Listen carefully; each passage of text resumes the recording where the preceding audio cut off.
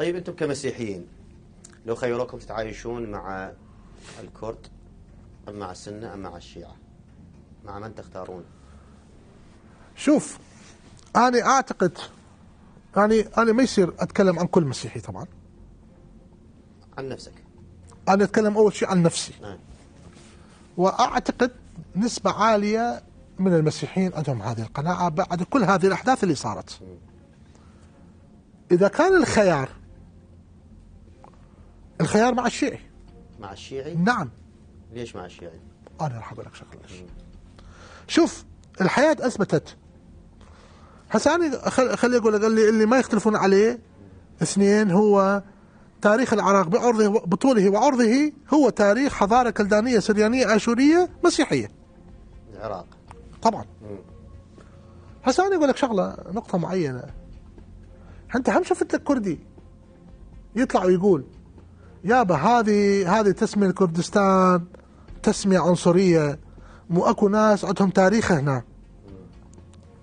أربئيلو، قلعة آشور، قلعة أربئيلو موجودة هناك عمرها 7000 سنة.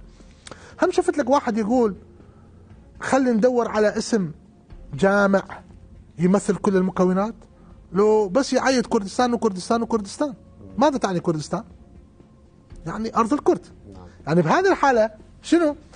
الكردي دا يمن على الغير الكردي لأنه دا يعيش هناك، وهي أراضي آشورية قبل ما تكون كردية. لاحظ، أنا هذا أعطيتك مثال صغير، ما أريد أتشبع. هذا عن الكردي. عن السني، نينوى، تحتاج أنه نشرح شنو تاريخ النينوى؟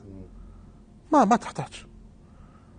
الله وكيلك بعد 40 سنة عندي قصص، 40 سنة من الجيرة، حائط على حائط، بس دخلوا دواعش.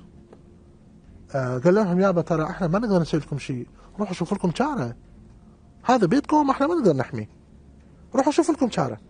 طلعوا وبعدين لقوا انه هم نفسهم فاتحين الحائط وطابين بالبيت وماخذين راحتهم والى اخره. نفسهم الجوارين، نفس الجوارين. في الوسط الشيعي، أنا خليني أكون واضح، احنا عندنا ملاحظات جدا جدا كثيرة على السياسيين الشيعة، السياسة الشيعية، ولكن المجتمع الشيعي كمجتمع مجتمع إنساني، يتقبل الآخر، ما عنده ذاك التطرف، وما عنده هاي العقلية حجاج الثقافي، ما عنده بصورة عامة. ولكن هذه الكلمات الحكي اللي قلته على الكرد أو على السنة، هذا لا يعني أنه ينطبق 100% على كل كردي وعلى كل سني. خلينا نكون واضحين، التعميم خطأ، ولكن الأعم هو هذا الواقع.